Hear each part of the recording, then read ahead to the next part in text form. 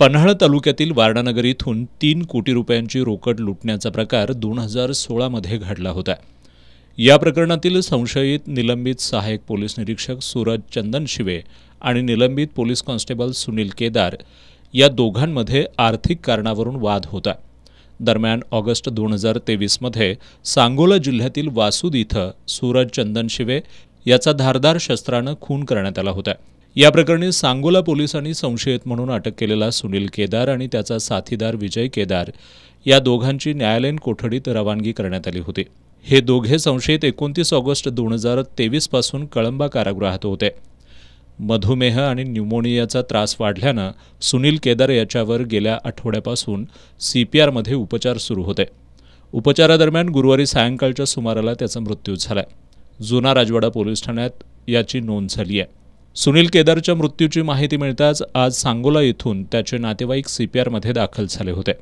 सुनील केदार याचे नातेवाईक धनंजय सावंत यांनी केदार याच्या मृत्यूविषयी संशय व्यक्त करत या प्रकरणाची सखोल चौकशी करण्याची मागणी केली आहे। 2023 मध्ये आमच्या गावामध्ये चंदनशिवे नामक इसमाची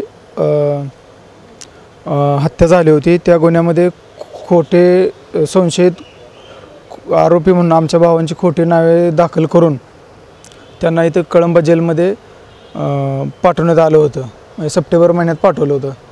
त्यानंतर गेल्या दोन महिन्याखाली 2-2.5 महिन्याखाली त्यातील 1 नंबर आरोपी माझा चुलत भाऊ संशयित आरोपी सुनील मधुकर केदार याला पहिल्यापासून डायबिटीस हा आजार होता। त्याला इथं CPRला त्यांनी आंतरबाह्य रुग्ण म्हणून इकडे वर्ग केला आणि इथे ट्रीटमेंट चालू होती। पहिल्यांदा सांगितलं TB हा आजार आहे।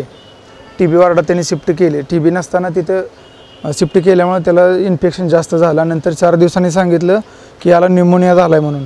नंतर 3 दिवस ठेवल्यानंतर त्यांनी जेलला वर्ग केल्यानंतर CPR वाल्यांनी 10/3/2024 रोजी अतितातडीचे वैद्यकीय हे नेमून त्यांनी परत CPRला त्यांना काढलं आणि आम्हाला पण कळवलं। आम्ही इथं आलो त्यावेळेस जरा पेशंट क्रिटिकल कंडिशनमध्ये होता। आम्ही त्यांना विचारलं म्हणजे काय कोणता आजार आहे नेमका काय, ते काय रिस्पॉन्स देत नव्हते। आम्ही विचारलं कोणता आजार आणि तुमची कोणती ट्रीटमेंट चालू आहे, हे त्यांनी आम्हाला मयत होईपर्यंत काय समजू दिलं नाही अजिबात।